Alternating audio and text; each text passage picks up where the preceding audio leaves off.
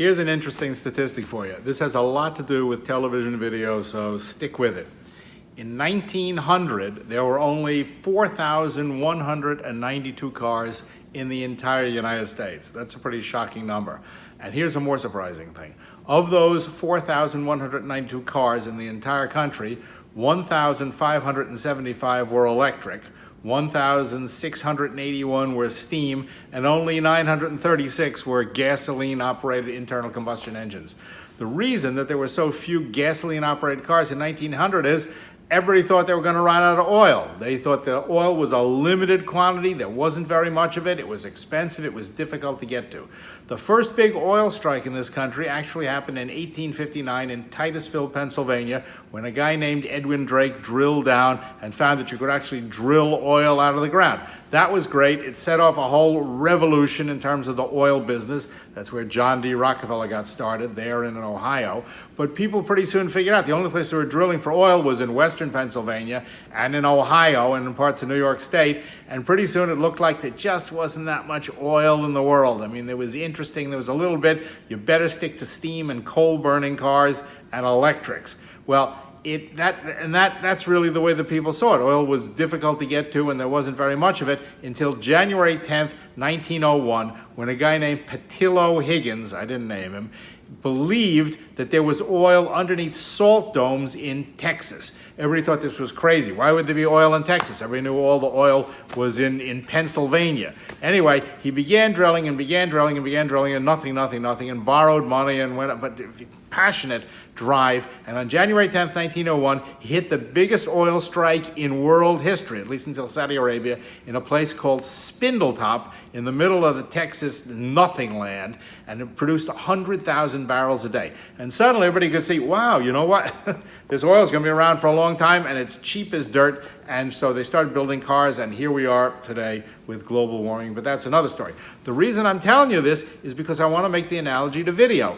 Up until like today, people believed that video was complicated, difficult, expensive to make. TV shows cost $300,000. That's what networks pay. That's what cable pays. $250,000, $1 million, and of course, very few people have broadcasters, professional producers, studios, and stuff like that.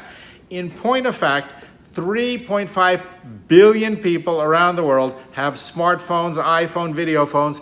Each of those phones, like this one, can produce 4K video. They can edit, they can shoot, they can put in music, they can make graphics. In other words, there's 3.5 billion professional television studios in the world today that no one has tapped into. That's what I would call the Spindletop of video. What Petroleum Higgins found underneath the Texas desert that changed the whole world and created the petroleum industry in 1901 is there today underneath the streets of New York, the streets of San Francisco. It's in Europe, it's in Africa, it's everywhere. 3.5 billion phones ready to make video.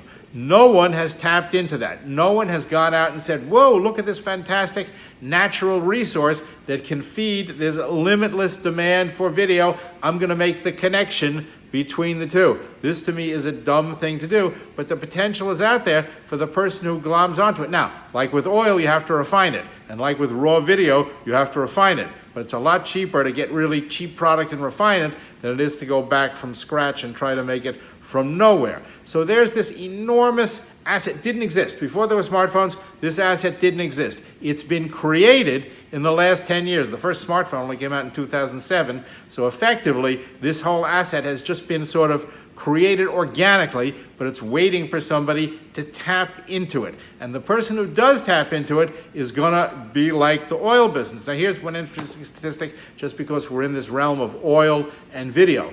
The worldwide television media business, derivative of video creation, is worth $1.72 trillion a year.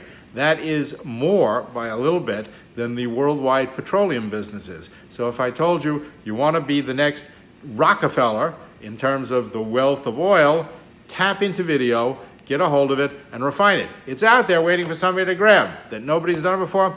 I don't know why, but I'm telling you, go find it. See you tomorrow.